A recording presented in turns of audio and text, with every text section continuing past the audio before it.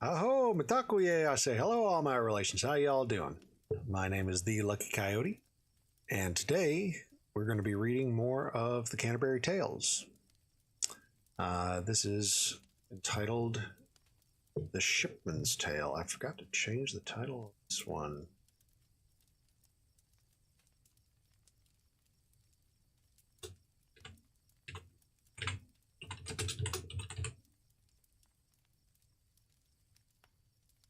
There we go. Much better. So let's get to it.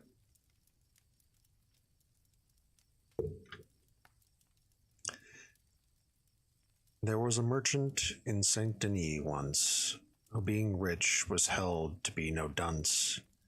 He had a wife unusually fair, one of a gay, compassionate air, a thing which causes more pecuniary dearth than all the foppish compliments are worth, that menfolk offer them at feasts and dances, such nods and becks and party countenances. Pass a shadow passes on a wall, but woe to him that has to pay for all. The silly husband always has to pay. He has to clothe us, he has to array our bodies to enhance his reputation, while we dance round in all this decoration. And if he cannot pay, as it may chance, or won't submit to such extravagance, thinking his money thrown away and lost, then someone else will have to bear the cost, or lend us money, and that's dangerous. This noble merchant kept a splendid house, and all day long so many guests there were, for he was generous and his wife was fair. You would have been surprised, but to my tale, his guests from up and down the social scale included a young monk, well made and bold. I judge he was some 30 winters old, and he was always visiting the place. Now this young monk, with his delightful face, was on such friendly terms with this good man, ever since their acquaintance first began, that he was welcomed as familiarly as it is possible for a friend to be. And for as much as this good-natured man, he and the monk of whom my tale began, were born in the same village, the monk stated that they were cousins very near related. The claim was neither questioned nor withdrawn. Both were as glad of it as a bird of dawn. It pleased the merchant's heart, and his compliance had furthered this unbreakable alliance, and each was happy to assure the other he always would regard him as a brother. This monk, Sir John, was very free in spending, whenever he stayed there, carefully attending to what should please. He poured out tips like wages, forgetting not the meanest of the pages. About the house, to each in his degree, master or man, he gave a gift or fee. Whenever he came, some honest kind of present, and so to them his coming was as pleasant as sunrise is to a bird upon the nest. I must have said enough, so let it rest. The merchant, as it happened one fine day, began to make arrangements for a stay somewhere near Burgess to further his affairs and buy a fresh consignment of his wares. And so he sent a message thereupon to Paris and invited good Sir John down to Saint Denis, so as to give pleasure to him and to his wife, and to spend his leisure with him agreeably a day or two before he left, as he would have to do. For Burgess, this noble monk I am describing, was glad enough and needed little bribing. He saw his abbot, and he got permission, being a man of prudence and position. In fact, a superintendent, one to ride, inspecting abbey granges far and wide. Off to Saint Denis then the monk had gone, who was so welcome as my lord Sir John, so full of courtesy and cousin mine, He brought with him a jug of Malmsey wine, and also one of sweet Italian juice, with these a brace of birds, as was his use. And thus I leave them at their meat and drink, merchant and monk, a day or two, I think. On the third morning, up the merchant gets, in serious thought about his needs and debts, and up unto his counting house he goes, to reckon up, as you may well suppose, all the past year, and how things stood with him, what he had spent, how the accounts would trim, and whether his business had increased or not. Many a ledger and money bag he got, and laid them out upon his counting board. He had a deal of treasure in his hoard, and so he locked the door with an abrupt command that no one was to interrupt. His casting of accounts he worked away, sitting up there till past the prime of day. Sir John had risen early too to go into the garden, walking to and fro. He said his office, courteous and devout. This excellent wife then stealthily came out, where he was walking softly in the sun, and greeted him, as she had often done. A little girl was there for company, beside her, under her authority. Still subject to the rod, her mistress said, "Ah, my dear cousin John, what, not in bed?" "What's wrong with you, that you are up so soon?" "Niece," he replied, "a man can keep in tune on 5 good hours of sleep, as I should judge, unless he is a poor old pallid drudge, like all those married men who cower there, in bed as in form a wary hare. When she has done the hounds upon her tail. But, my dear niece, why do you look so pale? I cannot but imagine our good man has been at work with you since night began. You really ought to go and take a rest." And he laughed merrily at his little jest. And for his private thoughts his face turned red. This pretty wife began to shake her head, and answered thus, "Ah, God knows all," said she. "No, cousin mine, things aren't like that with me. For by the Lord that give me soul and life, in all the realm of France there is no wife that has less pleasure in that sorry play. For I may sing, alas, and woe the day that ever I was born. I daren't," said she, "tell anyone how matters go with me. If only I could get away, our end, it all. Oh, I could kill myself, dear friend. I am so terrified, so full of care." On hearing this, the monk began to stare, and said, "Alas, dear cousin, God forbid that grief, that fear or grief, whatever else they did, should make you kill yourself. Unfold your grief. It may be I can give you some relief, advice or help, perhaps, or therefore come, tell me about your trouble. I'll keep mum. Look, on this prayer book I will take a vow, never by chance or choice, no matter how, to give away what you may say to me. I say the same again to you," said she. "By God and by this prayer book I can swear, though I were torn in pieces to play fair, and never breathe a syllable or tell a living soul, not thought I went to hell, not though I went to hell, not on account of cousinship, but just out of affection for you, love, the trust." And having sworn, they kissed to seal the oath, and then conversed as impulse prompted both. "Cousin," she said, "if I had time and space, and I have none, especially in this place, I could unfold a legend of my life, and what I have said I've had to suffer as a wife. As for my husband, though he's your relation—" "No," said the monk, "by God and my salvation! Cousin indeed, he's no more cousin to me than this leaf here hanging on the tree. I call him so, but by the saints of France, I do so only for a better chance of seeing you, because I love you dearly, above all other women, most sincerely. I swear it to you on my profession, love. Tell me your troubles while he's still above. Quick, don't hang back, and then you can be gone. Oh, my dear love, she answered, sweet Sir John. I hate to tell you. Oh, if I was stronger. But it must out, I cannot bear it longer. My husband is the very meanest man, to me at any rate, since the world began. It's unbecoming, since I am his wife, to tell a soul about our private life, whether in bed or any other place, and God forbid I sank to such disgrace. I know a wife should only speak in honour about her husband, or else fie upon her.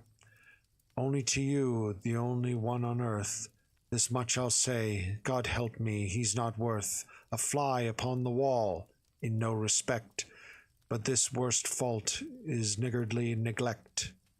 For you must know that women naturally need to have 60 things the same as me. They went to have their husbands to be candid, sturdy and prudent, rich and open-handed, obedient to their wives and fresh in bed, but by the Lord that died for us and bled, by Sunday next, if I am to look smart, and do my husband honour, I must part with, well, 100 francs, or I'm undone.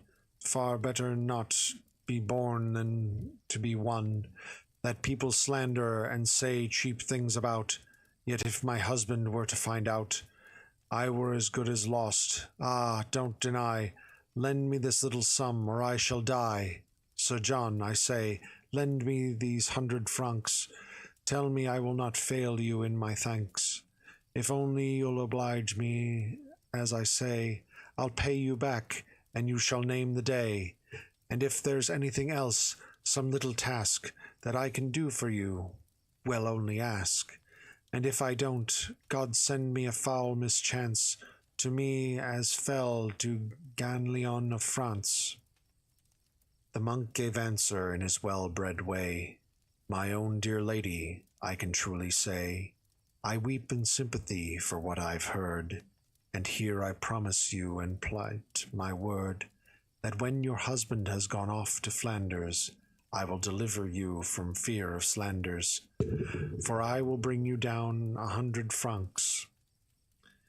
And on the word he caught her by the flanks, and clasped her closely, giving her a riot of kisses, saying softly, keep things quiet. And now let's have some dinner if we may. My dial says it's past the prime of day. You'd best be off, and best be true to me, as I to you, God forbid else, said she. And off she went, as jolly as a lark, and told the cooks to hurry off the mark, so that they all could dine without delay, up to her husband, and then she made her way, and boldly knocked upon the counter door. Quila? He said, it's me, dear. How much more have you to do up there? She said, and fasting? How long will you be reckoning up and casting all those accounts of yours and books and things? The devil run off with all such reckonings. Heavens, you've done enough of it on my own. Come down and leave those money bags alone. Aren't you ashamed to leave that poor Sir John fasting all day while you go on and on? What? Let's hear, miss, and then go in to dine. Dear wife, he said, how little you divine the complicated nature of affairs. God save us all of such a deal in wares. There's hardly 2 of us, as I'm alive, not 2 in 12, I say, and can hope to thrive. Till they retire showing a steady clearance, all very well to make a good appearance, to drive about the world and make a mark, but our affairs must always be kept dark, till we are dead, unless we are to play at pilgrimage and keep out of the way of creditors. It's vital to consider this curious world and find the highest bidder. There's always chance to fear, and many a slip. makes for anxiety in salesmanship. I have to go to Burge's at break of day. I shall come home quickly as I may. Therefore, dear wife, I beg of you to be courteous and meek to all in place of me. Look after all our property with care. See to the house, there's plenty and to spare. Govern it well, I'll see you have enough, but still be thrifty over household stuff. You've all the clothes you need, and all the stores. I'll put some silver in that purse of yours. And with that word he shut the counter door, and came downstairs, he lingered there no more. Quickly they went off to mass and prayed, and quickly too the tables then were laid. The merchant and his wife attacked the spread. Sir John the monk was sumptuously fed. Soon after dinner, soberly Sir John took him aside, this merchant, and went on to say as follows: Cousin, as I see, you're off to Burge's for some commodity. May God and St. Augustine be your guide. Now do be careful, cousin, how you ride, and moderate in your diet in this heat. You should be temperate in what you eat. Well, don't let's stand on ceremony. Goodbye. Dear cousin, God protect you from on high, and if there's anything by night or day that I can do to help you, only say. Command me, and whatever be the task, it shall be done exactly as you ask. Oh, one thing, may I ask you as a friend, before you go, could you contrive to lend 100 francs, just for a week or two? I have to buy some cattle and to renew a farm of ours with animals and stores, so help me God, I wish the place were yours. You may be sure I will not fail my day, not if it were 1,000 francs, I say. But please tell no one of this little debt. You see, I haven't bought the cattle yet. And now goodbye to you, my own dear cousin, and for your kindness to me, thanks a dozen. This noble-hearted merchant thereupon replied, Good heavens, cousin, dear St. John, this is indeed a very small request. My gold is yours whenever you think best, and not my gold alone, but all my stuff. Take what you please, be sure you take enough. Of course, I hardly need remind you now, we merchants use our money like a plough. We can get credit while our name will run, but to be short of money is no fun. So pay me back when you've the cash about. Meanwhile, I'm very glad to help you out. He fetched 100 francs out of his trunk, and handed them in secret to the monk. So secretly the deal was only known to him, this merchant, and Sir John alone. They drank and talked and loitered for a spell. Sir John rode back then to his abbey cell. Day came, the merchant started on his ride to Flanders with a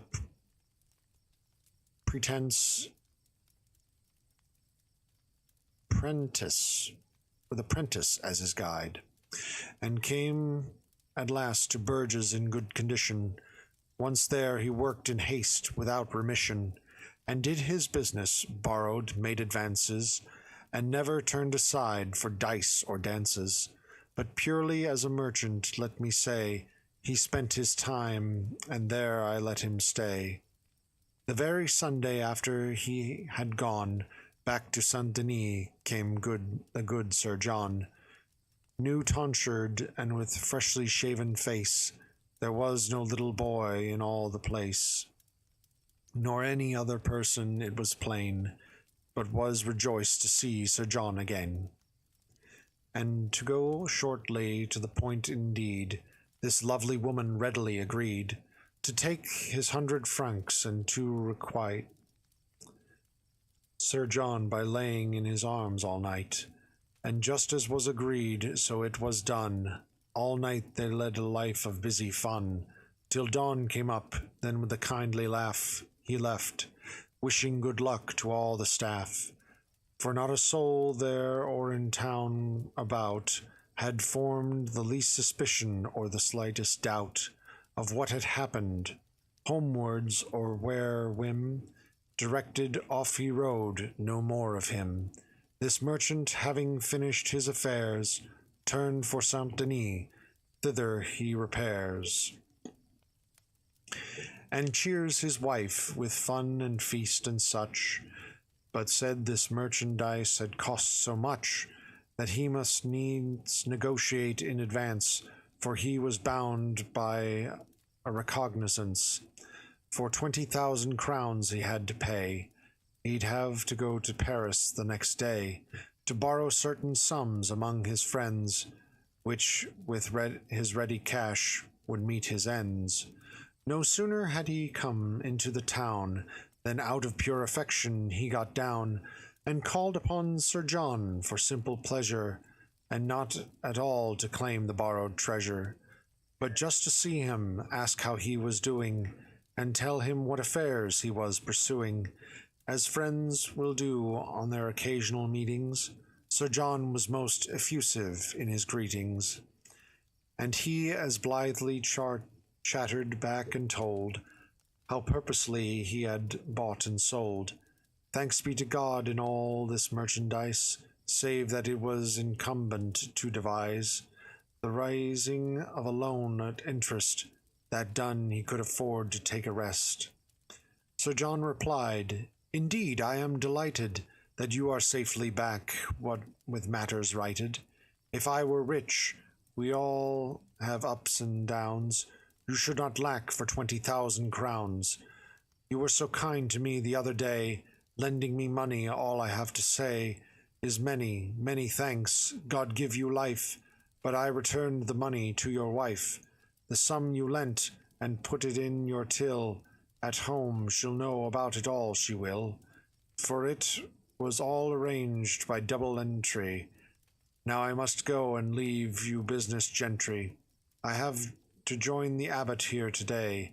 He's going out to town, I cannot say. Best greetings to my pretty little niece, your wife. Goodbye, dear cousin, go in peace. Let's hope won't be for long before we meet. This merchant, who was wary and discreet, soon managed to negotiate his loan. The bond that he had signed became his own, for he paid down the money to a franc to certain Lombards at their Paris bank. He left as merry as a popinjay for home, his business done in such a way that he was bound to make to the extent of fully 1,000 francs more than he'd spent. His wife was there and met him at the gate, just as she always did, and they sat late that night and had a feast. He did not fret, knowing that he was rich and out of debt. At dawn this merchant started to embrace his wife afresh and kissed her on the face. And up he went and made it pretty tough. No more, she said, by God, you've had enough. And wantonly she gambled for a while, until at last the merchant said, I'm a little cross with you, my dear, though I am loth to be so, never fear. Do you know why? By God, or so I guess. You've brought about a sort of awkwardness between myself, I say, and cousin John. You should have warned me, dear, before I'd gone, that he had paid you back my 100 francs by double entry. It was little thanks he gave me when I spoke of borrowing money. His face showed plainly that it wasn't funny. But all the same, by God, our heavenly King, I had no thought to ask for anything. I beg you not to do it any more. When off on business, I must know before. If any debtor has paid you back my pence, unknown to me in case your negligence should made me ask for what's been paid already, so far from being frightened or unsteady. This wife retorted boldly thereupon, Then I defy that treacherous monk, Sir John. Him and his entries I don't care a bit. He gave me a sum of money, I admit. So what? A curse upon his monkish snout. God knows I had imagined out of doubt that he had given it me because of you, to spend on looking smart, on what is due to your position and the friendly cheer you've always shown him as a cousin here. But now it seems that things are out of joint. Well, then, I'll answer briefly and to the point. You've many a slacker debtors than myself.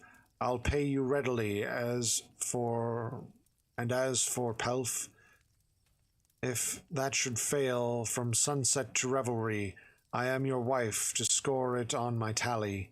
I'll pay you back as promptly as I may. I promise you I spent it in the way of pretty clothes, it didn't go to waste, but I assure you in the best of taste, to honor you, for goodness sake, I say, don't be so angry, dear, let's laugh and play. My jolly body's pledged to you instead. By God, I'll never pay except in bed. Forgive me, dearest husband, just this while. Turn round again, and let me see you smile. This merchant saw that there was no redress, and that to chide her was but foolishness, since nothing could be done, and was content to say, well, I forgive you what you spent, but don't be so extravagant again. You must economize, let that be plain. And now my story's done, and may God send us plenty of entries until death shall end us. Amen. Thus ends the Shipman's tale. This next one is the Prioress's tale.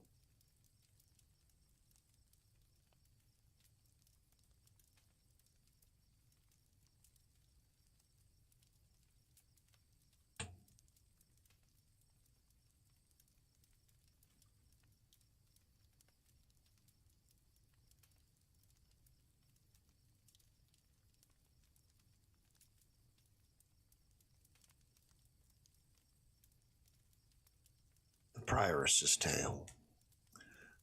Words of the host, the shipman, and the prioress. Well said, by Corpus Dominus, cried our host. Long life to you, and may you sail the coast in safety, noble skipper. Don't get sunk, a load of lousy luck upon that monk. Hey, fellows, watch your step for such a jape. He took the merchant's hood and put an ape inside by St. Augustine, and what's more, into his wife's hood too. Well, shut your door against all monks. What's next? Well, let me see. Who else shall entertain the company? And turning round, he checked himself, displayed a courtesy becoming to a maid, and said, My lady prioress, by your leave, if I felt certain not to vex or grieve, I'd judge it time for you to show your skill by telling the next story, if you will. Will you vouchsafe, dear lady, to comply? Gladly, the prioress answered, I will try. The prioress's prologue. Domine, Dominus Noster. Psalm 8. O Lord, our Lord, how marvelous thy name, spread through the reaches of the earth, said she.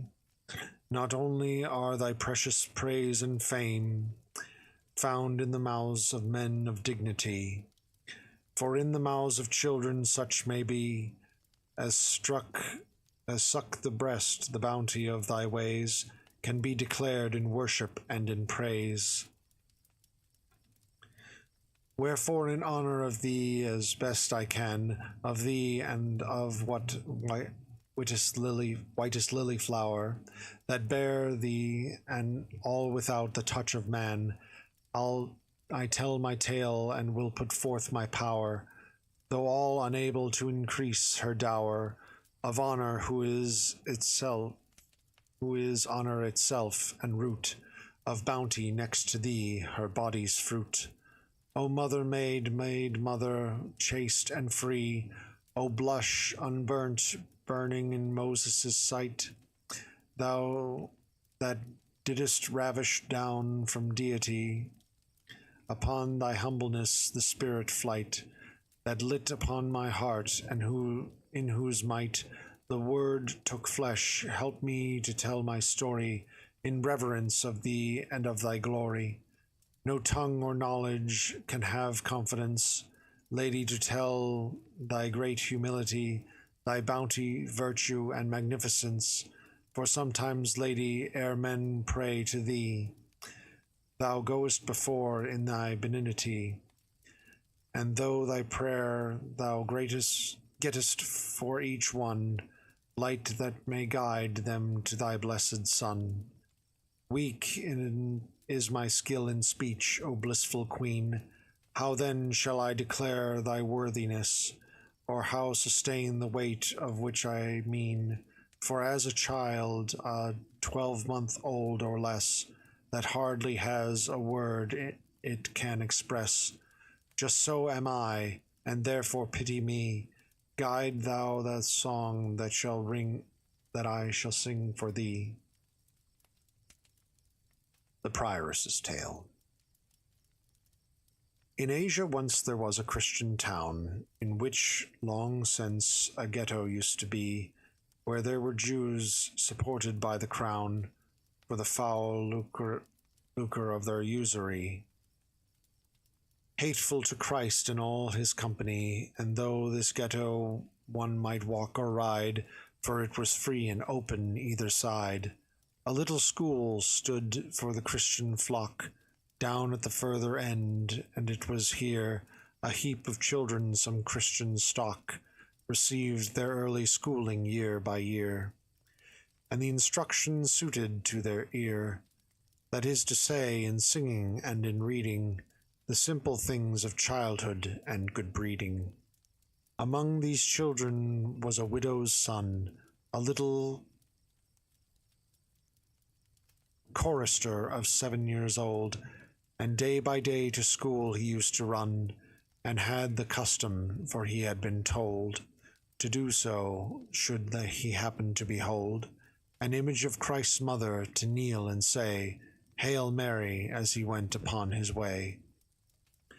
Thus had this widow taught her little boy to reverence the mother of Christ, our dear and blissful Lady, and it was his joy. A happy child will always learn and hear. When I remember this, the never near, St. Nicholas stands in my presence, he who did Christ reverence in infancy. This little child, while he was studying his little primer which he undertook, sitting at school, heard other children sing, O Alma Redemptorius, from their book. Close as he dared, he drew himself to look, and listened carefully to work and part, until he knew the opening verse by heart. He had no notion that what this Latin meant, being so young, so tender too, so green, but in the end, one morning there he went, and asked a comrade what the song might mean, and why it was in use. He was so keen to know that he went upon his knees, begging the boy explain it if he please. His schoolfellow, an older boy than he, answered him thus, This song I have heard say is to salute our blessed Lady. She will hear us when we turn to her and pray for help and comfort in our dying day. I can explain no more, that's all I know. I can learn singing, but my grammar's slow. And is this anthem made to reverence Christ's mother? Said the innocent, if I may. I certainly will show my diligence to learn it off by heart for Christmas Day, though they should scold me when I cannot say my primer, though they beat me thrice an hour, I'll learn it in her honor to my power. So every day his comrade secretly, as they went homewards, taught him by rote. He sang it with a childlike clarity, and boldly, word by word and note by note, and twice a day it filled his little throat, going to school and coming back again, praising Christ's mother with all his might and main. As I have said, this child would go along the Jewish street, and, of his own accord, daily and merrily he sang his song, O Alma Redemptoris, Redemptortis, Redemptoris, as it soared. The sweetness of the mother of our Lord would pierce his heart. He could not choose but pray, and sing as to and fro he went his way. First of our foes the serpent Satan shook, those Jewish hearts that are his whoppish nest, swelled up and said, O Hebrew people, look! Is this not something that should be redressed? Is such a boy to roam as he thinks best, singing to spite you canticles and saws against the reverence of your holy laws?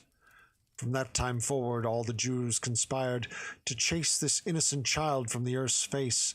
Down a dark alleyway they found and hired a murderer who owned that secret place. And as the boy passed in his happy pace, this cursed Jew grabbed him and held him, slit his little throat, and cast him in a pit. Cast him, I say, into a privy drain, where they were wont to void their excrement. O cursed folk of Herod, come again! Of what avail your villainous intent? Murder will out, and nothing can prevent God's honor spreading even from such seed. The blood cries out upon your cursed deed. O martyr wedded to virginity, now mayest thou sing and follow on and on.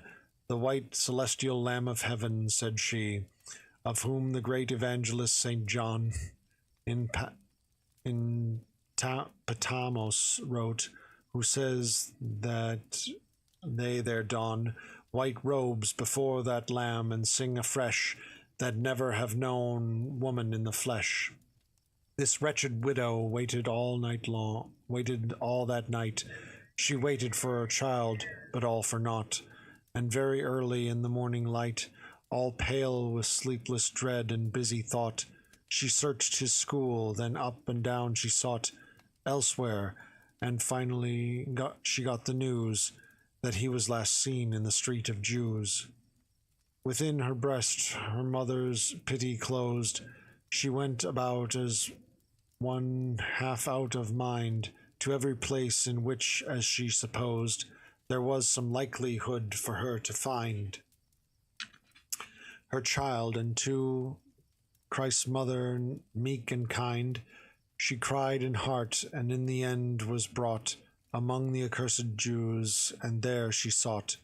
She made inquiry with a piteous cry of every Jew inhabiting that place, asking if they had seen her child go by, and they said no, but Jesus of his grace put in her thought, after a little space, to come upon that alley, as she cried, where in a pit he had been cast aside. Great God, that to perform thy praise hast called the innocent of mouth, how great thy might! This gem of chastity, this emerald, this jewel of martyrdom and ruby bright, lying with a carven throat and out of sight, began to sing, O Alma, from the ground, till all the place was ringing with the sound.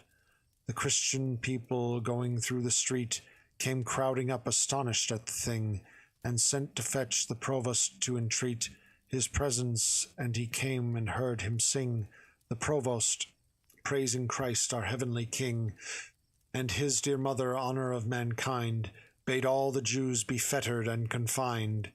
They took the child with piteous lamentation, and he was brought, still singing out his song, in high solemnity and celebration, towards the nearest abbey by the throng, his mother swooning as they went along.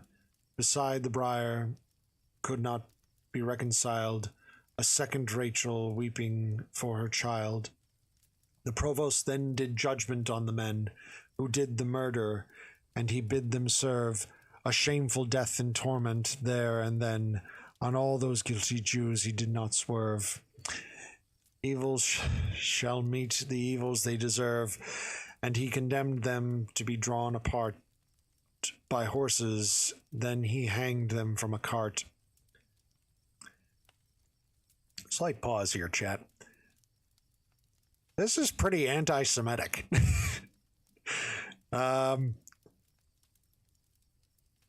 Sorry. I am reading it as written. You think? Yeah. Anyway, back to it. Still lay this innocent child upon his bier at the high altar while a mass was said.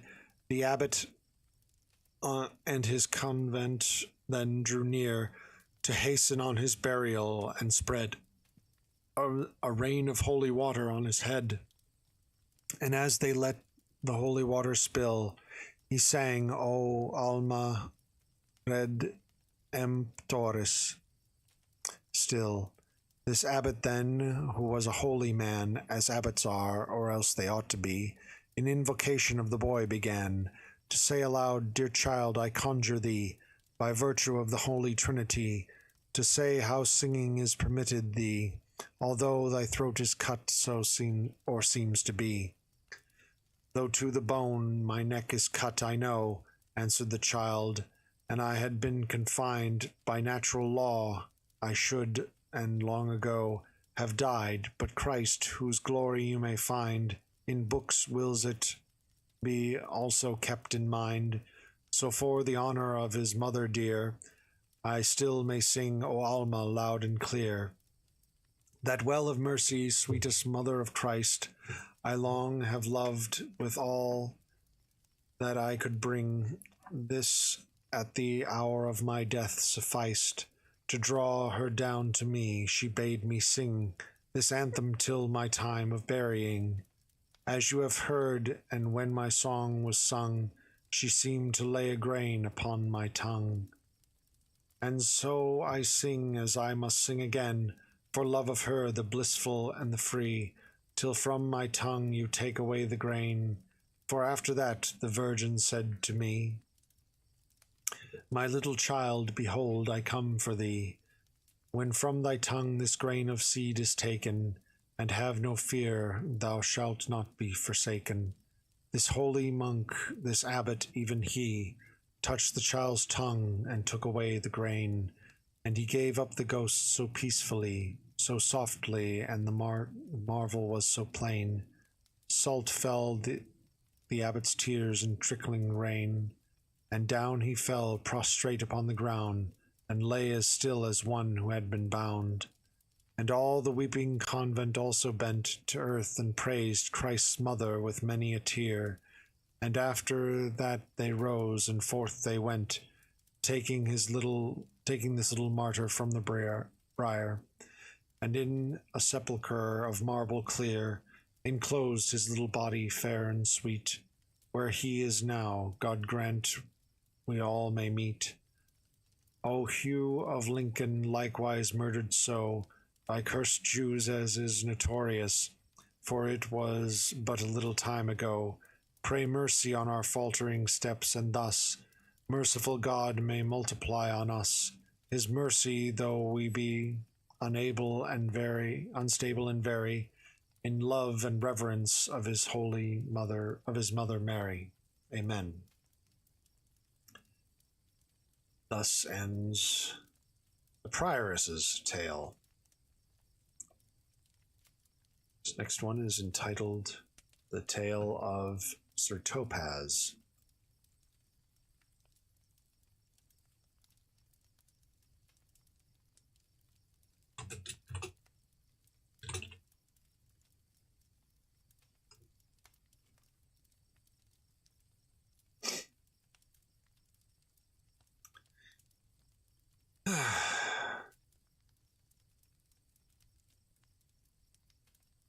I apologize that the prioress is an anti-Semite.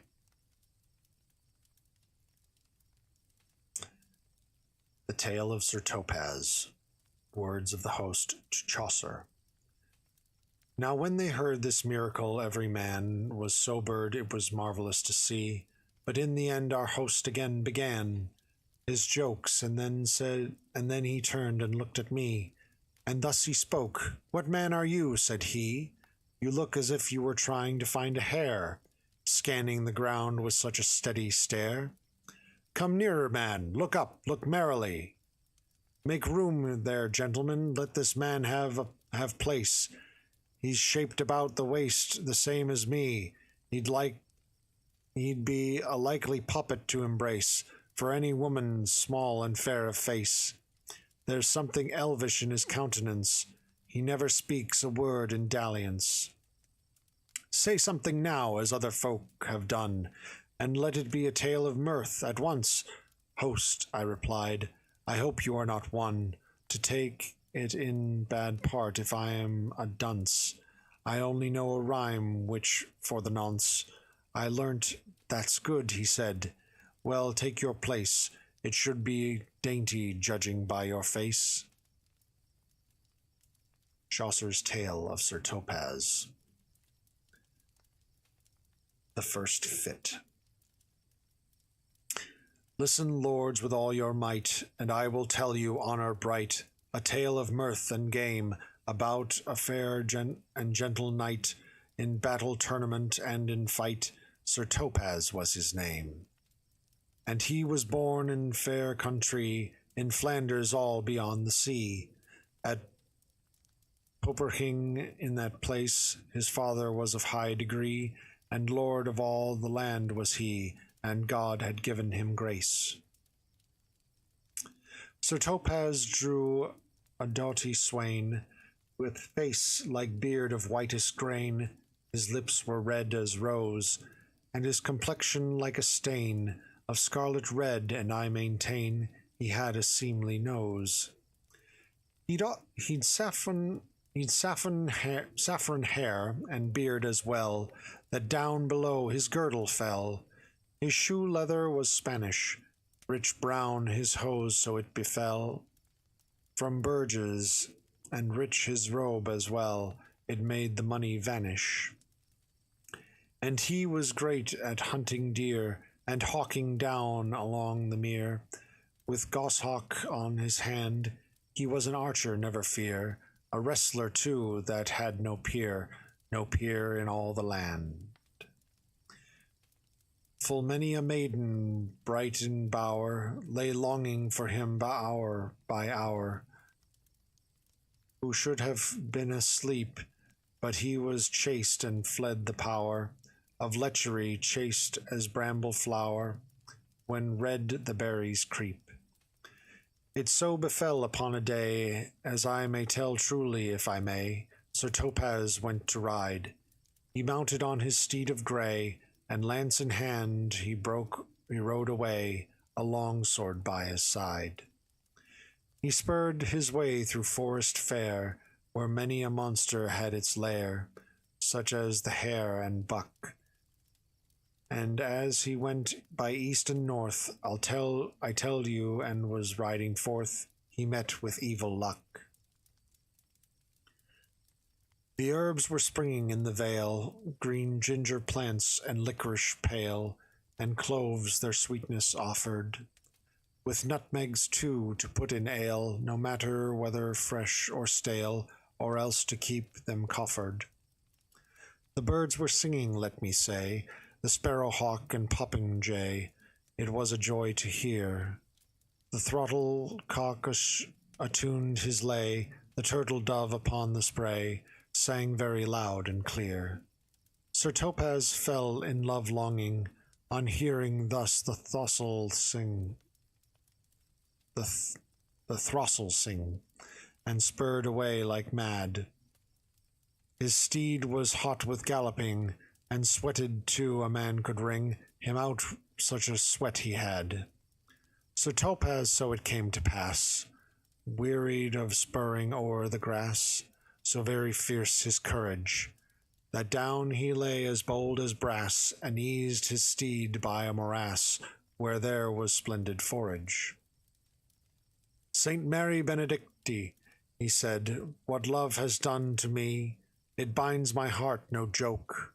By God, I dreamt all night," said he, "an elf queen should my mistress be, and sleep beneath my cloak. I'll have an elf queen, I declare. In all the world there's none so fair, or worthy to be mine. In town, all other women I resign. An elf shall be my Valentine, by dell and dale and down. He climbed his saddle like a throne, and galloped over stile and stone, to spy an elfin queen. And soon as fast as if he'd flown, he'd found a secret place and lone, sweet fairyland, I mean, so wild. For not a soul in all that zone there was, and not a face was shown, no woman, not a child, until a mighty giant came on him Sir Elephant by name, a perilous man indeed, who said, Sir Knight, by fire and flame, be off, by Termagant I'll maim you and your sturdy steed with mace. Unless you go, the Queen of Faery, with harp and pipe and music airy, has dwelling in this place. The knight replied, By all that's blue, tomorrow I will meet with you, when I have got my armor, and then I hope to make you dance with this my slender little lance, and you shall be the warmer. Your belly shall feel its prick as I advance, ere prime of day, and it may chance that you'll be slain, I tell ye. Sir Topaz quickly then retired. The giant took a sling and fired, fell stones, but greatly daring. Sir Topaz swiftly left the place, and got away by God's good grace, and by his noble bearing. My lords, still hearken to my tale, that's merrier than the nightingale, and let me whisper plain, how good Sir Topaz, small and pale, by spurring over hill and dale, got back to town again. He ordered all his merry throng to cheer him up with sport and song, for he would have to fight a three-headed giant very strong, to gain the transports that belong to love and Lady Bright. Come forth, he said, my minstrels all, your story, you storytellers in my hall, and tell me while I arm romances such as may befall to prince and pope and cardinal, and of a lover's charm. They fetched him first the sweetest wine, then mead and mazers they combined with lots of royal spice, and gingerbread exceeding fine, and licorice and eglantine, and sugar very nice.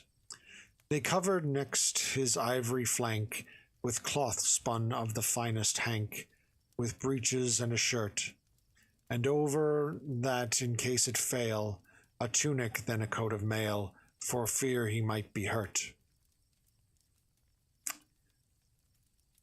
And over that contrived to jerk a hauberk, finest Jewish work, and strong in every plate, and over that his coat of arms, white as a lily flower's charms, in which he must debate.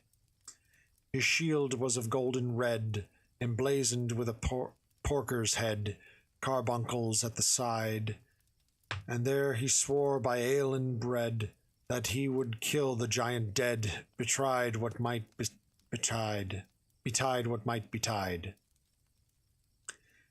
Boiled leather on his shins had he, his sword was sheathed in ivory, his helm was copper bright, his saddle was of narwhal bone, his bridle shone like precious stone, or sun or moon at night.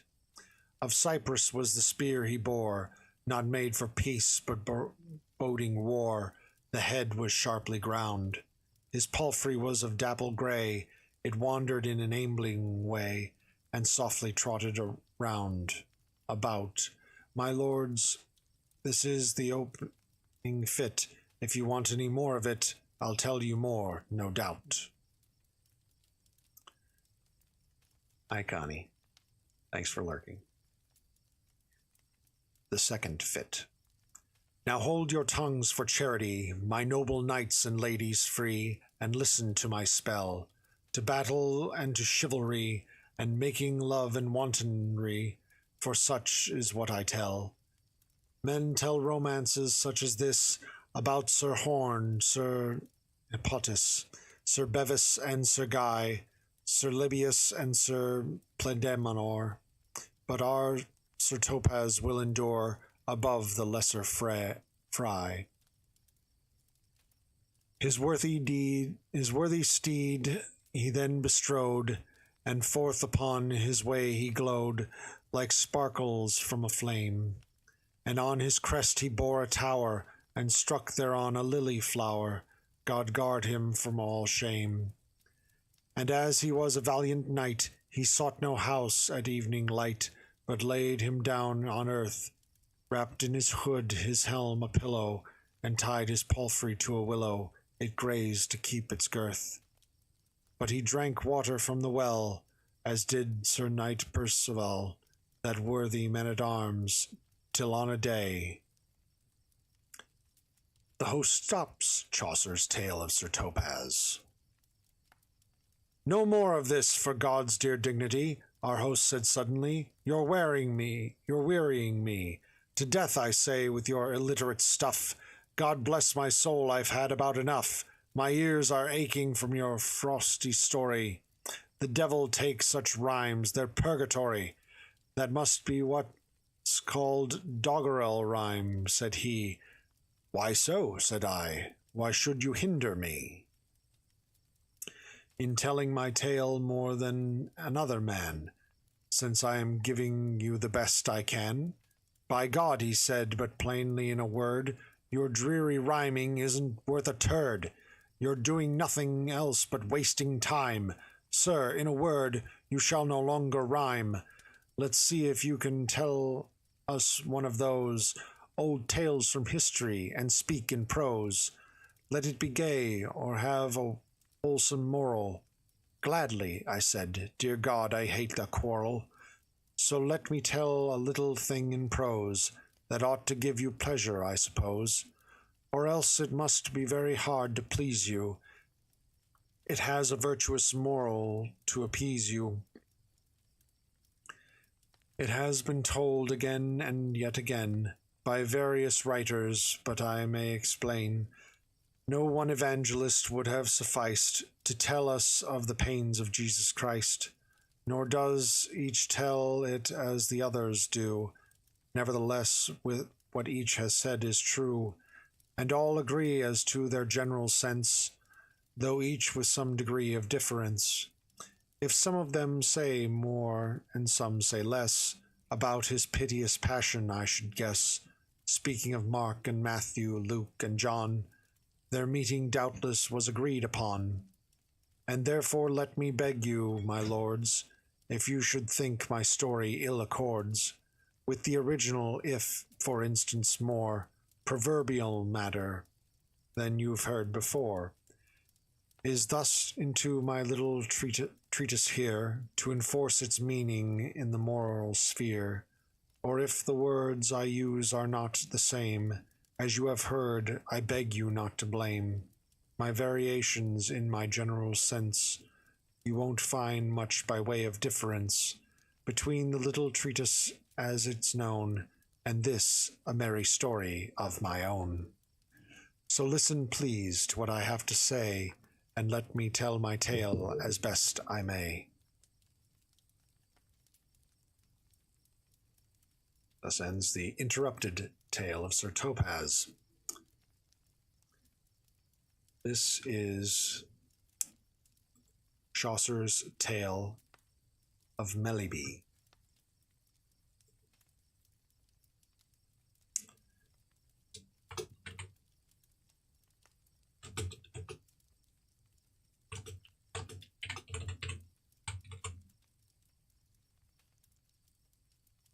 Yes.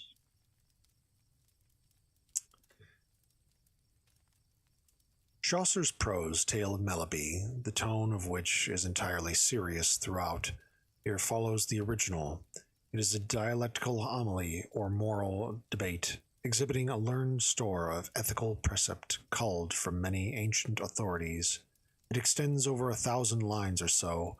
Among the authorities quoted are Job, Solomon, St. Paul, Jesus, son of Cyrus, St. Augustine, St. Jerome, St. Gregory, Pope Innocent, Ovid, Cato, Seneca, Cicero, Cassiodorus, and Petrus Alphonsus. The principal character in the debate is Dame Prudence, the wife of Melibea, but we also hear the views of his acquaintances, doctors, lawyers, prudent old men, and hot-headed young ones. Melibea himself offers some opinions, most of which are wisely and modestly refuted by his wife. He is, however, more talked against than talking, and is always won over, in the end, to the right view. The principal subject of the debate is whether we should avenge a violent inquiry by violence, and the subject arises because during his absence from home, Melibea's daughter, Sophia, has been assaulted and wounded by 3 miscreants who have made a burglarious entry. Should revenge be taken upon them? In the course of the debate, the following subjects arise and are dealt with learnedly and logically, for the most part, by Dame Prudence. How to purify one's heart of anger, covetousness, and impetuosity. How to keep one's opinions to oneself and distinguish true friends from false ones, fools, and flatterers. How to examine any advance proffered, and when to change one's advisers. Whether women are to be trusted, and whether their advice can ever be good, and if so, whether husbands ought to submit themselves to their direction. Dame Prudence wins heavily on this. Whether to take a private revenge is A. dangerous, B. justifiable morally, C. in this case expedient. In parentheses, why does God permit evil? No one knows. The outcome of violence is uncertain. One cannot be sure of success in vengeance. It is better to agree or compound with one's enemies. But would not this involve a loss of prestige? Prestige considered, the importance of not making God your enemy, to whom vengeance belongs. If you reconcile yourself with him, he will reconcile your enemies with you. The enemies of Melibea are then sent for. Dame Prudence sees them privately and points out the superiority of a peaceful settlement. They are astonished and delighted. Melibea decries to let them off with a fine. Dame Prudence persuades him to forgive them altogether. His enemies then return before Melibea, who forgives them utterly, but not before he has rebuked them severely and pointed out his own magnanimity. This is perhaps the only point he scores. Nothing is said of what happened to Sophia or whether she recovered from her injuries. The homily is immediately followed by the monk's tale. Words of the host to the monk. When I had done my tale of Melibea and of the Dame Prudence benignity, our host exclaimed, as I am an honest man, and by the precious bones of Meriden, I'd rather have had my wife to hear this tale, good soul, than have a barrel full of ale. She never shows such patience when with me as Prudence showed in handling Melibea. God's bones, whenever I go to beat those knaves, my tapsters, out she comes with clubs and staves. Go on, she screams, and it's a caterwaul. You kill those dogs, break back and bones and all.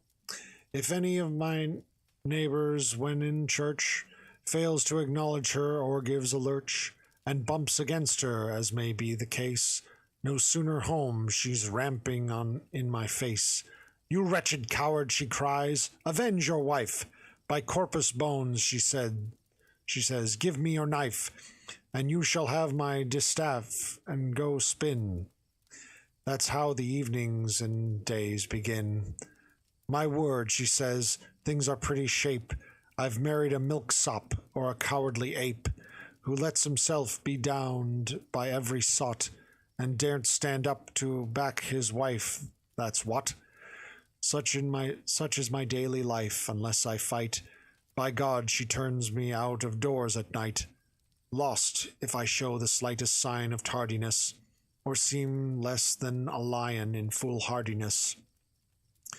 Sooner or later, thanks to all her labors, I shall be driven to murdering the neighbors, for, knives out, I'm an ugly customer, though I confess I can't stand up to her. Her arm is pretty tough, as by St. Victor, you'd find were you to wound or contradict her. But now let's drop the subject and pass on. My lord the monk, don't look so woebegone, for it's your turn to tell a story, sir. Why, look, we've almost got to Rochester. Forward, my lord, and don't hold up your game. But on my honour, I don't know your name. Sir John, perhaps? Why have you kept it from us? Or should I say St. Alban or Sir Thomas? What monastery have they shut you in? I vow to God you have a pretty skin. There was a fine pasturage where you were sent. You were nothing like a ghost or penitent. My, you must surely be some officer, some worthy sexton, or some cellarer. For by my father's soul, in my opinion, when you're home, you're in your own dominion. You are no novice, cloistered in retreat, but in control and wily as discreet. Moreover, when it comes to brawn and bone, you seem to be well cared for, you must own. God send confusion on the fellow who first had the thought to make a monk of you. You would have put a hen to pretty use, had you permission, as you have the juice, to exercise your pleasure in procreation. You could have done your part to build the nation. Alas, who put you in so wide a cope? Damnation take me, but if I were Pope, not only you, but many a mighty man, going about the world with a tonsured pan, should have a wife, for look, the world's forlorn. Religion has got a hold of all the corn. Of procreation, laymen are but shrimps. Weak trees make sorry seedlings, that's what skimps out heirs and children, makes them all so slender and feeble that they hardly can engender. And that's what makes our wives so apt to cope. Religious people, there they have some hope of honest coin to pay the debts of Venus. We laymen hardly have a groat between us. But don't be angry, sir, at what I say. Many a true word has been said in play. This worthy monk took all without offence, and said, Sir, I will do my diligence, to tell you it all a tale or two or three, as far as may conform with decency. And if you care to hear, as our assessor, I'll tell the life of Sir Edward the Confessor, or else I have some tragedies to tell.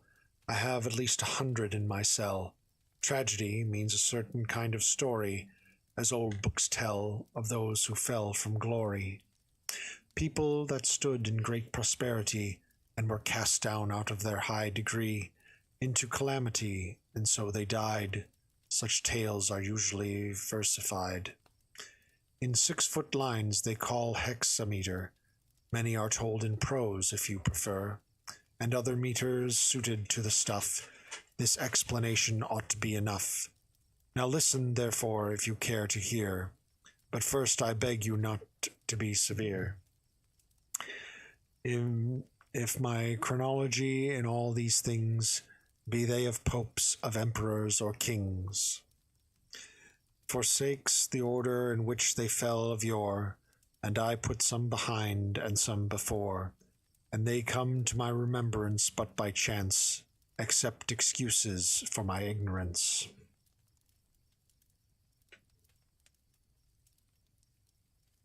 The Monk's Tale.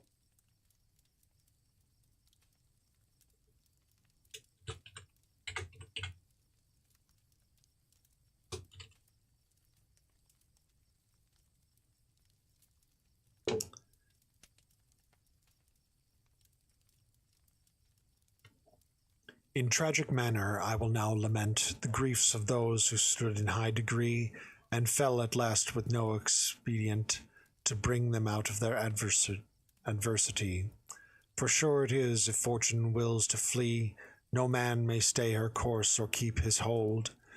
Let no one trust to blind prosperity, be warned by these examples true and old. Lucifer. With Lucifer, although an angel he, and not a man, I propose to begin, for notwithstanding angels cannot be the sport of fortune, yet he fell through sin down into hell, and he is yet therein.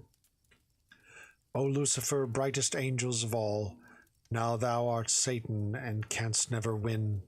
Out of thy miseries how great thy fall. Adam. Consider Adam, made by God's own finger, and not begotten of a man's unclean seed, he that in Eden was allowed to linger, now called Damascus, had power at need, all over all paradise, save that decreed, and single tree prohibited than he.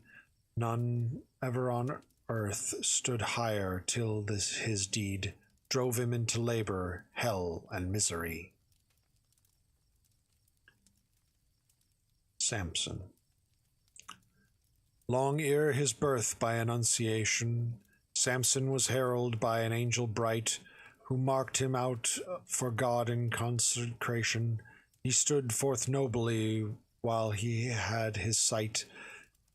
There never was another of such might, or hardihood, or of mind for might to borrow, and yet he let his secret come to light. He told his wife, and killed himself for sorrow. Samson, this noble warrior of Zion, having no weapons by him for the fray, but his bare hands, yet he slew and tore a lion, while walking to his wedding on the way. His treacherous wife so pleased him with her play, she coaxed his secrets forth with double face. She then betrayed him to his foes that lay in wait, and took another in his place.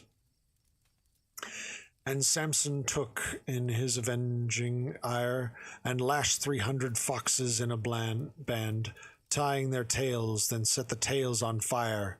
To every tail he bound a fiery brand, and burnt up every cornfield in the land, and every vine and olive in a mass of flame, and slew 1,000 with his hand, no weapon but the jawbone of an ass.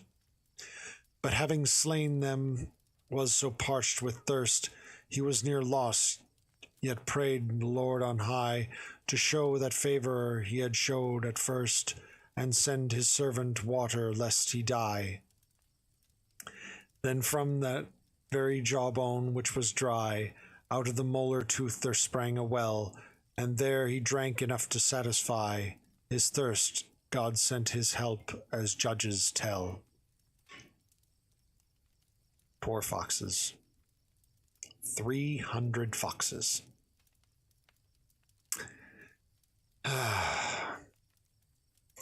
And then at Gaza on a certain night, by force he rent apart the city gate, bore off the pieces on his back in spite of what the Philistines in fierce debate could do.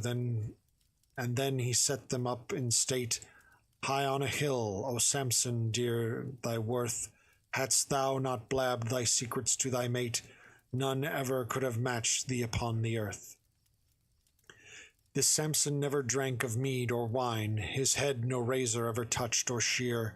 This precept was enjoyed by the divine messenger angel, all his strength lay here. Lodged in his locks, and fully 20 year, he was a judge and ruler of Israel. Yet the day came to him for many a tear, and it was by a woman that he fell. It was to Dahlia, his lover, she, to whom he owned that all his power lay within his hair, and to the enemy she sold her lover sleeping as he lay upon her breast, and bade them cut away His locks revealed his secret to those spies, and so they found him there an easy prey. They bound him fast and put out both his eyes. But yet before his hair was clipped and shaved, there was no throng or lashing that could bind his arm, and now they took him and encaved him in a prison, set there to grind a quern. O Samson, strongest of mankind, O sometime judge in glory and in power, now mayest thou weep, although thine eyes are blind, fled in thy joy, and come thy bitter hour. Perished this captive wretch, as I shall say, his foes prepared a feast, and for their jeers made him their fool, and bade him to display, amidst a temple thronged in crowded tears, his strength, and yet he set them by the ears. He grasped two pillars, shook and made them fall, and the whole temple, shaken from its piers, crashed down and slew him and his foremen all. That is to say, not magistrates alone, but some 3,000 others also slain. In the huge ruin of that temple of stone, of Samson I will say no more, but gain a warning from his story old and plain. Men should keep counsel and not tell their wives secrets that it concerns them to retain, touching the safety of their limbs and lives. Hercules. For Hercules, victor of sovereign power, his labors sing his praise and lasting fame, who in his time was human in strength in flower, he slew a lion and skinned the same. He robbed the centaurs of their boasted name. He slew the harpies, cruel birds, and fell. He robbed the golden apples, overcame their dragon guard, drove Cerberus from hell, and slew Perseus the tyrannical, and made his horses eat him flesh and bone. He brought about the fiery serpent's fall, made one of Achelous' horns his own. Achelous. Killed in fierce Cacus his cave of stone, and left Antinous the gigantic dead. He made the grisly boar and laid it prone, and last he shouldered heaven overhead. Was never creature since the world began that slew so many monsters as did he. Throughout the world his reputation ran, what with his strength and magnanimity. All kingdoms of the earth he went to see. None said him nay, none equalled him in worth. And in the Chaldean prophet named Tophrī says he set pillars up to bound the earth. He had a lover, the redoubted man. Her name was Denaria, fresh as May, and as the learned tell us she began to fashion him a shirt to make him gay. O fatal shirt, alas, alas, I say, poison was subtly woven in its mesh. Ere he had worn it scarcely half a day, from every bone there fell away his flesh. But some authorities would thus excuse her, saying that Nessus made the shirt, not she. Let that be as it may, I won't accuse her. He wore it anyhow, and certainly blackness began to rot his flesh, and he raked burning coals upon himself and died, having perceived there was no remedy, and scorning death by poison out of pride. Thus fell the famous mighty Hercules, who then made thrust the dice at fortune's throw, who joins in worldly struggles such as these, will be, when last prepared for it, laid low. Wise is the man who well has learnt to know himself. Beware, when fortune would elect to trick a man, she plots to his overthrow by such a means as he would least expect. Nebuchadnezzar. The mighty throne, the precious stones of treasure, the glorious scepter, and the diadem that once belonged to King Nebuchadnezzar. Tongue cannot tell, hard to describe one gem. Among them twice he took Jerusalem, and from the temple bore the vessels plighted to God, and to his realm he carried them, in Babylon where he gloried and delighted. The fairest children of the royal line of Israel he gelded, and this done, made each of them a thrall, and let them pine in servitude. Daniel of these was one, wisest among them all, or under sun. He could expound the dreams whose visitation troubled the king. Chaldean there was none that could interpret their signification. This proud king made an image out of gold. Its height was 60 cubits, and its frame 7 in breadth. He ordered young and old to bow before this idol and acclaim its glory in a furnace of red flame. Any that disobeyed him should be flung, but Daniel would not stoop to such shame, nor would his 2 companions, they were young. This King of Kings, so mighty and elate, supposed that God, who sits in majesty, could never rob him of his kingly state.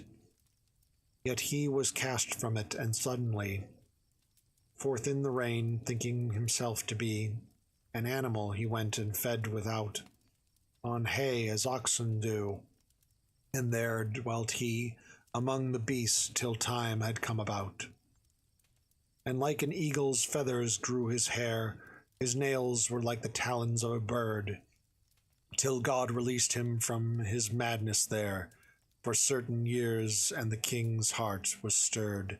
In thanks to God, with many a tearful word, he swore to sin no more until the hour of death, when at last he was interred. He recognized God's mercy and his power. Belshazzar. He had a son, Belshazzar was his name, who held the throne after his father's day, but took no warning from him all the same, proud in his heart and proud in his display, and an idolater as well, I say. His high estate on which he so had pride, himself by fortune soon was snatched away, his kingdom taken from him and divided.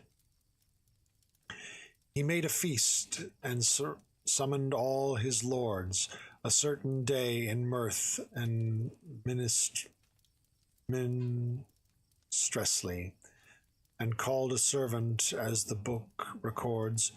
Go and fetch forth the vessels those, says he, my father took in his prosperity, out of the temple of Jerusalem, that we may thank our gods for the degree of honor he and I have had of them. His wife, his lords, and all his concubines drank on as long as appetite would last. Out of these vessels filled with sundry wines, the king glanced at the wall, a shadow passed, as of an armless hand, and writing fast. He quaked for terror, gazing at the wall. The hand that made Belshazzar so aghast wrote Mene, Tekel, Prenes, that was all. In all the land, not one magician there who could interpret what the writing meant, but Daniel soon expounded it. Beware, he said, O king, God to your father lent glory and honor, kingdom, treasure, rent. But he was proud and did not fear the Lord. God therefore punished that impudent, and took away his kingdom, crown, and sword. He cast him from the company of men, to make his habitation in the dew, among the beasts, eat grass and tread the fen, its rain and drought, until at last he knew, by grace and reason God alone is true, and has dominion over crowns and creatures. Then God at last was minded to renew his mercy, and restored his realm and features. But you, his son, are proud, though well you know the truth of all these things that I have foretold. You are a rebel before God his foe, having defiled his vessels of pure gold. Your wife and all your wenches have made bold to drink the like and drink of many a wine, in honor of false gods accursed of old. But God will punish you, and this his sign. That hand was sent of God that on the wall wrote Mene, Tekel, Prenes, as you see. Your reign is done, you have been weighed and fall. Your kingdom is divided and shall be given to Persians and to Medes, said he. They slew the king Belshazzar the same night. Darius took his throne and majesty, though taking them neither by law nor right. Look, out there in the audience. My lords, from this moral may be taken that there's no lordship but insecure. When fortune flees, a man is left forsaken. Of glory, wealth, and kingdom, all's past cure. Even the friends he has will not endure. For all good fortune makes your friends for you. Ill fortune makes them enemies for sure. A proverb very trite and very true. Teresia, thank you for the follow. Thank you for following. I am currently reading the Monk's Tale of the Canterbury Tales. Zenobia. Palmyra, say the Persians, had a queen, Zenobia, one accounted to possess a noble nature and in arms so keen, and hardly none could match her, they profess. Her lineage and her breeding were no less than of a Persian royally descended. I will not call her first in loveliness, but say her beauty could not be amended. I find that from her childhood she had fled the offices of women, for she went off to the wildness of the woods to shed the blood of forest deer. Her bow she bent on them, still swift of foot when they were spent, and as she grew to woman she would kill leopard and lion too, and once she rent a bear apart, she ruled the beasts at will. She dared them all, would thrust into a den, or curse upon the mountain through the night, taking her sleep in bushes. As for men, she was a wrestler and could win a fight. Against a stripling of whatever might, none could resist her arm and none elude, and she had kept her maiden honor bright, not deigning to be vanquished or subdued.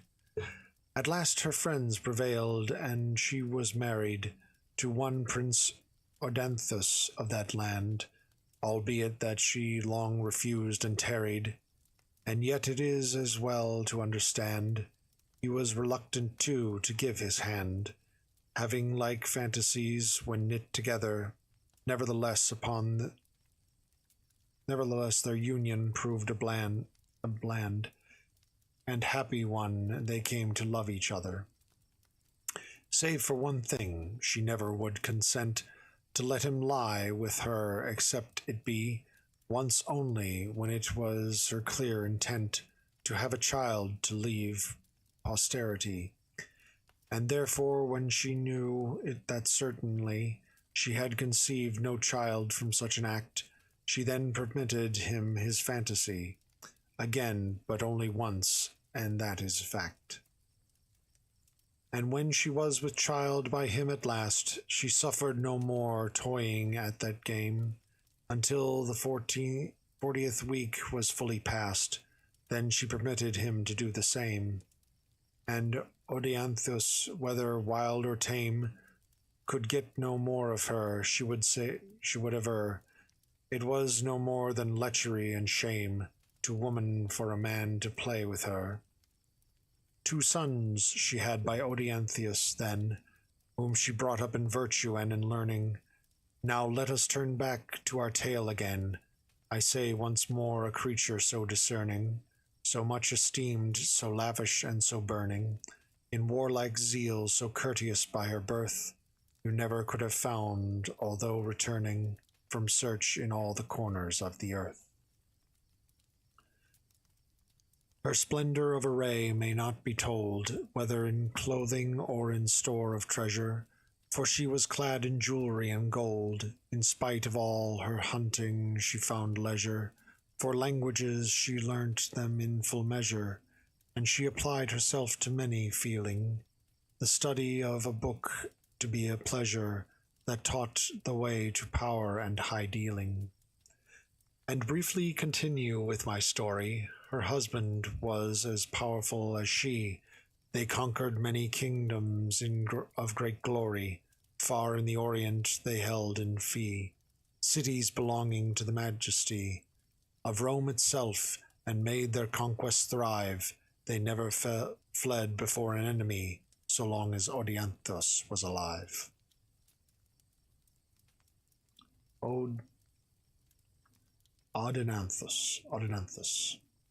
Odynanthus.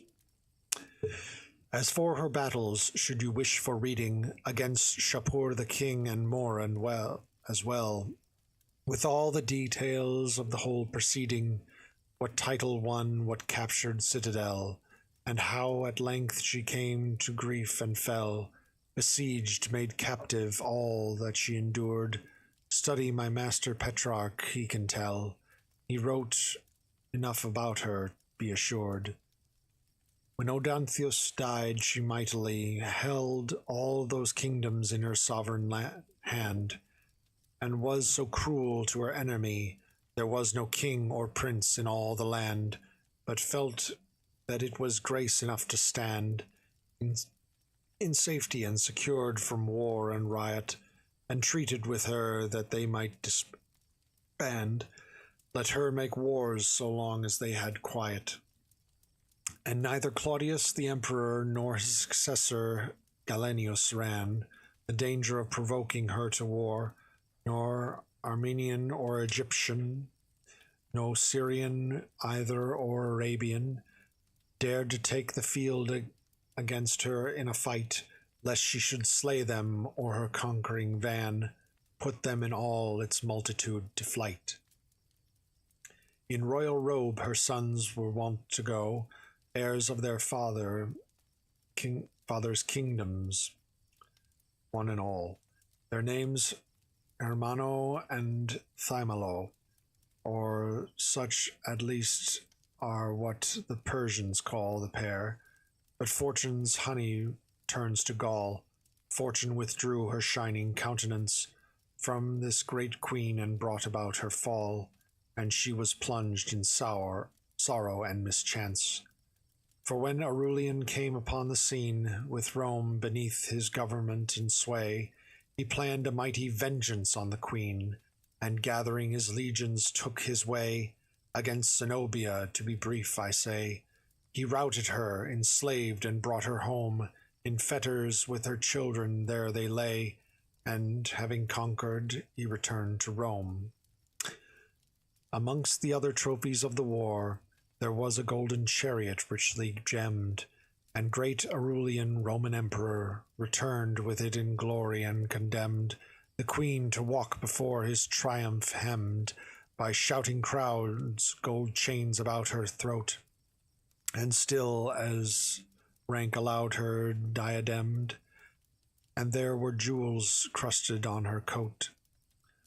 Oh, alas, fortune, see, she that once had been terror of kings and of imperial powers, jeered at and gaped upon, a noble queen, that oft had worn the helmet, though through long hours of battle, and had taken towns and towers, now wears a mob cap on her royal head, she that had held a scepter wreathed with flowers, carries a distaff in her hand instead.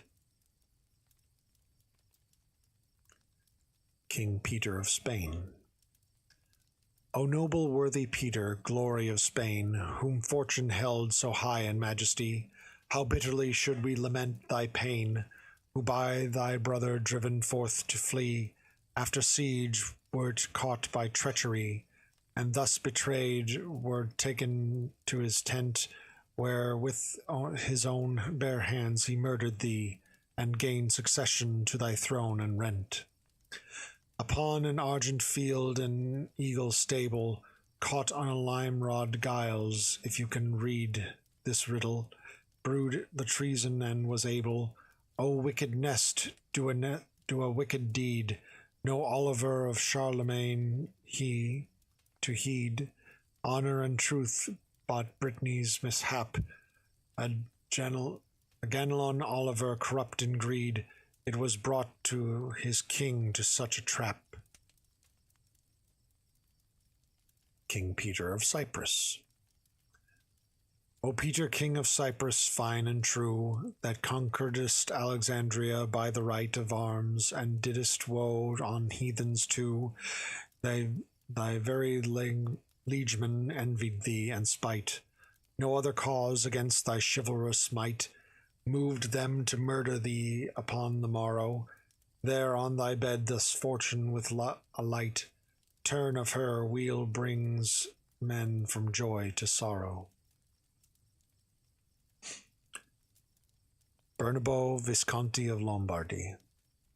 Great Bernabo Visconti of Milan, god of indulgence, scourge of Lombardy, should I not tell of thee, unhappy man, that scaled the summit of felicity, thy brother's son, so doubly bound to thee, being thy nephew and thy son-in-law, yet in his prison wrought thy misery, and death, but how or why I never saw.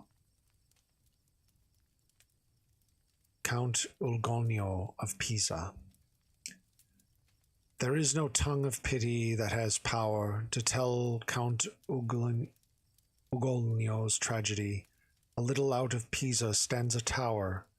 There in that tower he was imprisoned, he, and all his little children, there were 3, of whom the eldest born was barely 5. O fortune, it was grievous cruelty to put such birds in a cage alive.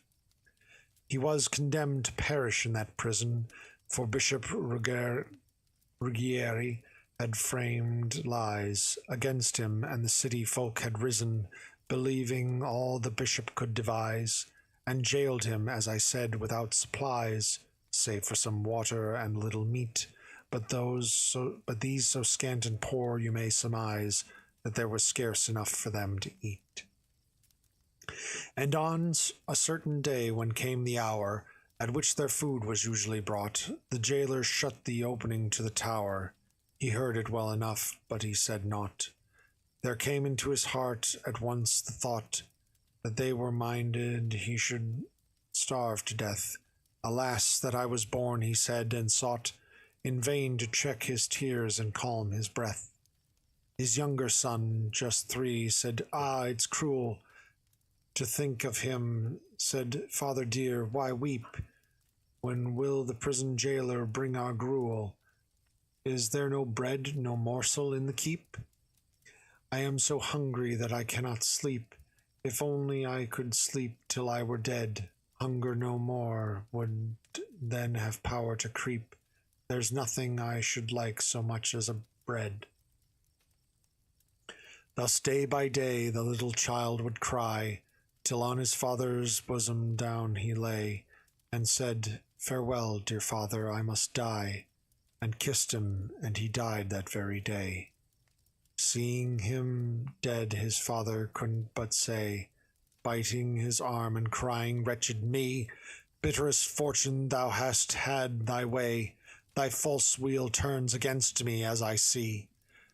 The other children thought it must be hunger that made him bite upon his arm, not pain. Ah, father, don't do it, cried the younger, but rather eat the flesh upon us twain. Our flesh you gave us, take it back again, and eat enough. Thus both the children cried, but in a day or two, their grief in vain, they crept into his lap, and there they died. He in despair sat on, and slowly starved.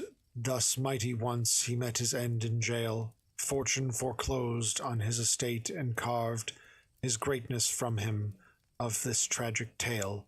Those who wish more and on a nobler scale should turn and read the great Italian poet, Dante by name.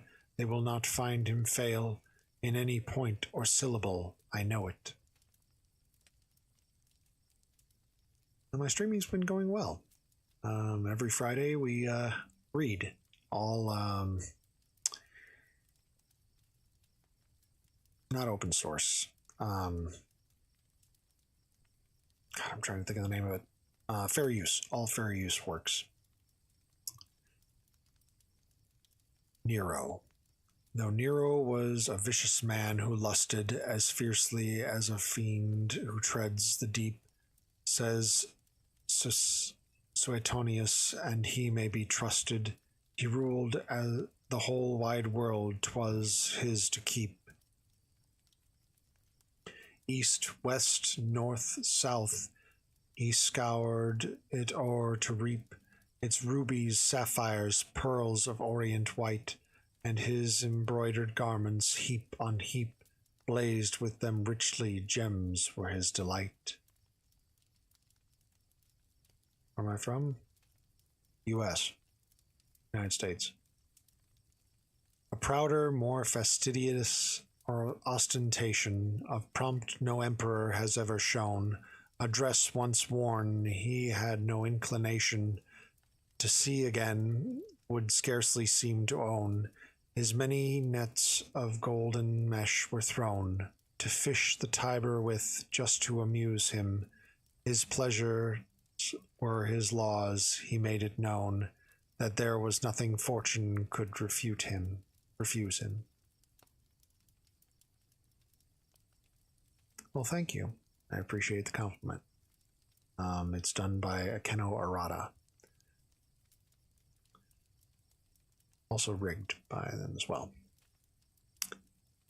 And Rome, to please his plate for sensations, he burnt, he killed his senators in play, just for the fun of hearing lamentations and shrieks of pain with his own sister lay, murdered his brother, carved his dreadful way into his mother's womb, only to know where he had been conceived. Alas, the day that ever a man should treat his mother so.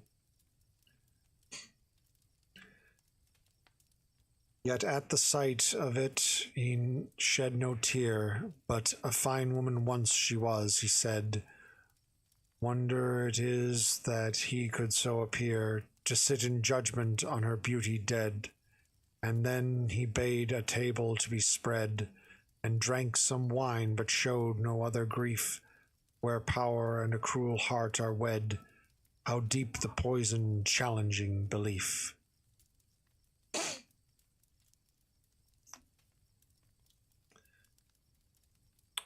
A couple hundred on the model. In youth they gave him an instructor. He taught him to read and taught him gentle breeding. He was the flower of morality at that far time, according to my reading, and for a while he mastered him, succeeding in putting his intelligence to use with suppleness and wisdom. Tyranny and vice in him were not as yet loose.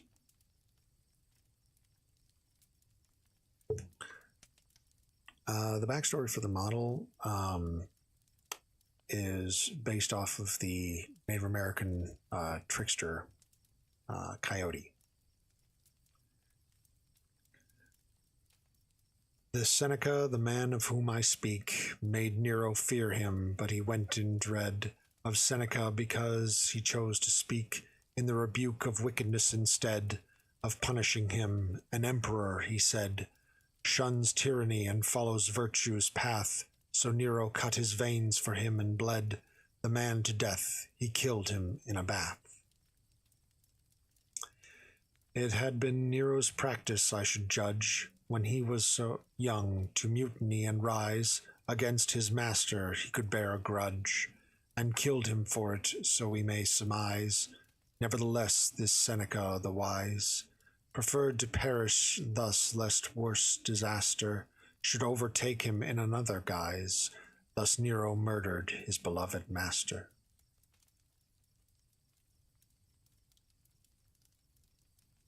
I might eventually make a lore video, but I'm sticking with this so far. But as it happened, fortune cared no longer to cherish Nero in his soaring pride. Though he was strong enough, yet she was stronger, and thus she thought, by God, I let him ride far too indulgently upon the tide of vice, and let the title that protects an emperor by heaven he shall slide out of his seat, and when he least expects. One night the citizens of Rome revolted against his tyrannies and mad ambition, and when he heard the mutiny he bolted. Alone he sought his friends for coalition. The more he knocked and begged them for admission, the more they shut their doors and said him nay, and then he saw that his own perdition of his own perdition he was sole author, and he fled away. The people yelled for him and rumbled around, so that their shouts were dinning to his ear. Where's Nero? Where's the tyrant, treacherous hound? He almost went out of his mind for fear. Pitifully he prayed the gods to hear and succor him. In vain they would not shield him. Distraught and knowing that his end was near, he ran into a garden that concealed him. He found 2 peasants in the garden there, seated beside a bonfire glowing red, and he approached these peasants with a prayer to kill him, and by smiting off his head, to shield his body after he was dead from mutilation or shameful stroke. And then he slew himself, for all was said, and fortune laughed, for she had had her joke.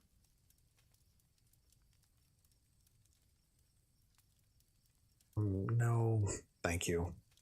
I really can't afford to put more into this hobby, more money into this hobby. And I do most of my own art. Holofernes.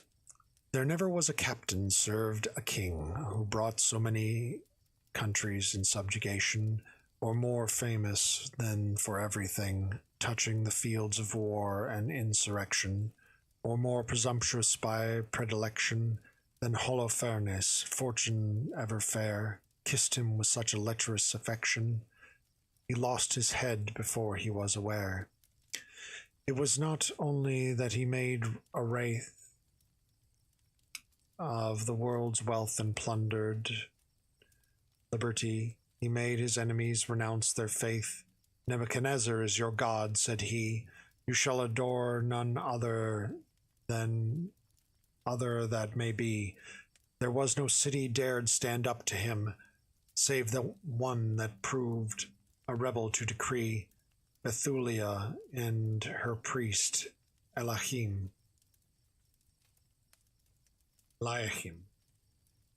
But watched lo Holofernes met his fate. Drunken amid his host he lay one night, in his enormous barn-like tent of state, for all his pomp, his majesty and might.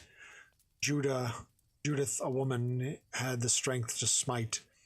Off went his sleepy head, and from the tent she crept away before the morning light, bearing his head with her, and home she went.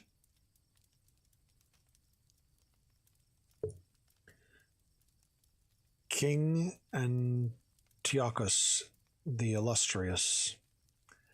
What need to tell of King Antiochus, or to describe his royal panoply, his overweening pride, his venomous ill-doing? There was never such as he.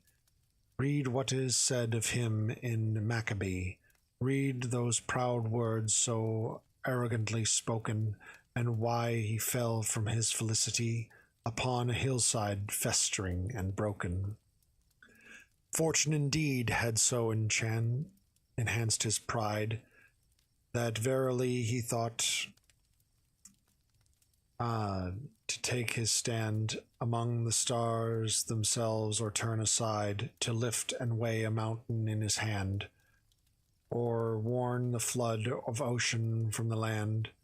But it was God's own people he most hated, and slew by torture, steel, and firebrand. He thought his pride could never be abated. Because Nicanor once and Timothy had by the Jews been mightily defeated, his hatred swelled for Israel hastily. He made his chariot ready, and when seated, he vowed, he swore that they should all be treated to something of his spite, that they should rue it. Jerusalem he said should be deleted. He was prevented ere he came to do it. God smote him for these menacing recitals with an invisible and cruellest blane that carved his guts and bit into his vitals, afflicted with intolerable pain. He yet had little reason to complain. It was a just revenge, for he had often carved out the guts of other men to gain his ends. Their tortures did not make him soften. He gave the word to summon all his hosts, when suddenly, before he was aware, God daunted his presumption and his boasts, and down he fell out of his chariot there. It tore his limbs and flesh, the bone lay bare. No longer could he either walk or ride, but only be carried in a chair, all bruised and lacerated, back and side. The vengeance of the Lord smote cruelly. Pestilent worms within his body crept, so that he stank, and stank so horribly, not one of all the servants that he kept, to guard him when awake or when he slept, could bear the stench or look upon his features, and in this agony he wailed and wept, and knew that God was Lord of all his creatures. To all his host, and to himself no less, the carrion stench that rose from every vent was unendurable and loathsomeness. They could not carry him in redolent and agonizing pain within his tent. Upon a hill this thief and homicide, who made so many suffer and lament, wretchedly perished, the reward of pride. Alexander. The story of Alexander is so famous that it is known to everyone, at least, in part, unless he be an ignoramus. He conquered the wide world from west to east by force of arms, and as his fame increased, men gladly sued to have him for their friend. He brought to naught the pride of man and beast, wherever he came, as far the world's end. And never can complaint be made of him with any other. At his face kingdoms would quake, the whole world was afraid. He was the flower of knighthood and of grace, the heir of fortune, and in nothing base, save wine and women there was naught could part him from his high designs or take their place. He was a man so leonine of heart. What praise were it to him, though I should tell of great Darius and 1,000 more, kings, princes, generals, dukes, and earls as well, conquered by him and brought to grief and war. As far as men may ride from shore to shore of the wide world, the world was his to hold, though I should speak for ever on the score of knightly honor, this could not be told. 12 years he reigned, so say the Maccabees, and was King Philip's son of Macedon, first to be king over the land of Greece. Alas, that Alexander such a son, so gentle, so magnanimous, were one, to die by poison from the men he kept, but fortune threw him acres for the run of sixes thrown before she little wept.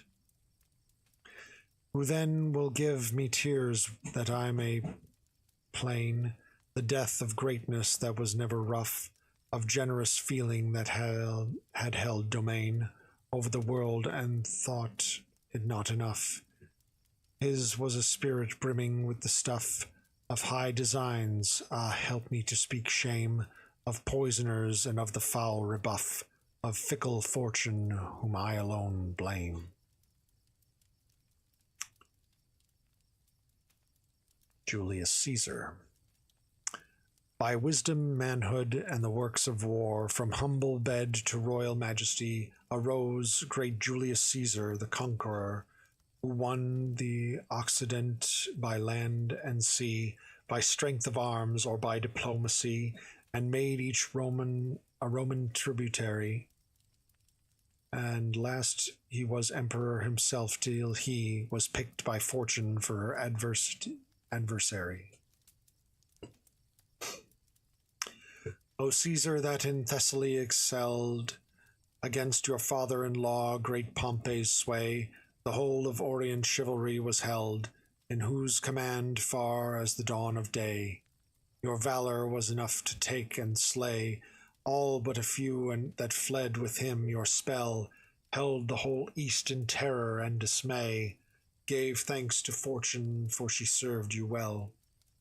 Yet for a little while I will bewail this Pompey's fate, the noble governor of Rome, who fled the battle. For the tale tells of a man of his, a perjurer, who smote his head off, for he hoped to stir some gratitude of Caesar. So he brought the head to him, Pompey, justicer of all the East. Alas, that thou wert caught. To Rome once more this Julius turned to don the laurel wreath, triumphant and elate. But Brutus Cassius, as time went on, one that had ever envied his estate, made a conspiracy in subtle hate against this Julius, gave the treacherous vow, and chose the place where he should meet his fate by dagger thrust, and I shall tell you how. Up to the Capitol this Julius went, a certain day as he was wont to do. There he was taken by the malcontent, false-hearted Brutus and his scheming crew. They stabbed him there with daggers through and through, many the wounds, and there they let him die. After one dagger stroke, or maybe two, he never groaned, unless the stories lie. He was a soldier with a manly heart, so dear to him was honest decency, that so deeply as he felt his gashes smart, he ought to shroud his person, casting free his cloak about his hips and privity, and in the trance of dying thought, though he knew it was his death, he held in memory the things of seamless and order due. I recommend you Lucan for this story, and Suetonius and Valerius too. They write of these two conquerors in their glory, and in their end, how each of them once knew fortune to be their friend, and how she grew to be their foe. No man may trust her long. Beware of her in everything you do, and think of these great leaders once so strong.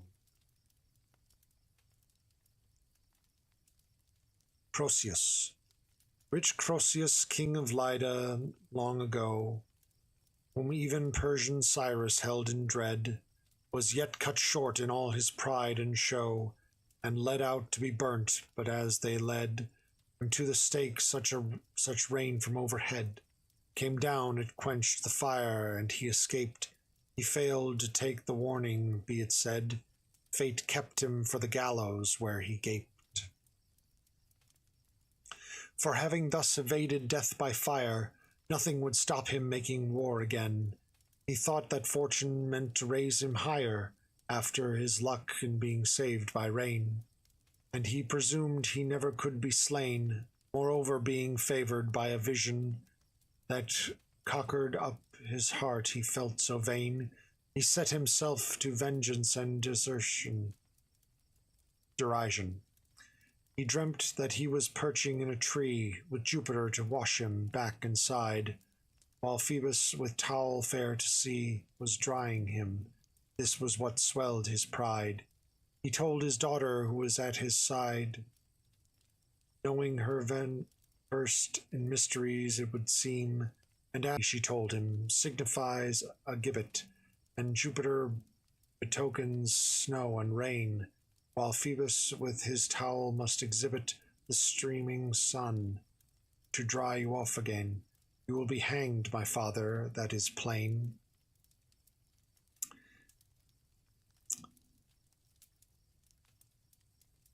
And the rain shall wash you, and the sun shall bake. And thus his daughter warned him, but in vain. Her name, Fania, if I'm not mistake. Hanged then was Croesus, this tremendous king. His royal scepter was of no avail. Tragedy is no other kind of thing, nor tunes or songs save only to bewail how fortune, ever fickle, will assail with sudden stroke the kingdoms of the proud, and when men trust in her, she then will fail, and cover her bright face as with a cloud.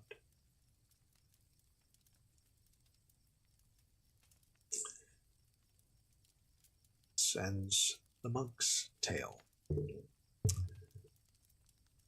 Chat, I gotta have some dinner now.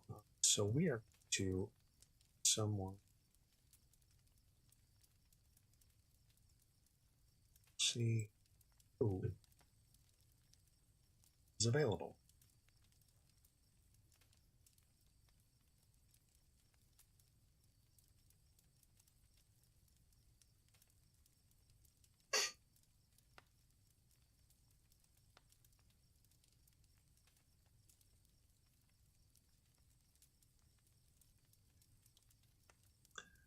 Oh, 471 is playing Stronger Wilds. To let's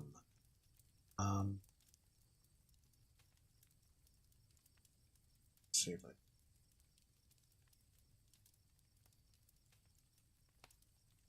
as always, I want to thank you all for coming out.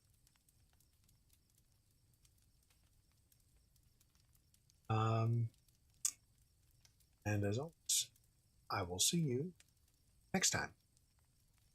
Bye for now.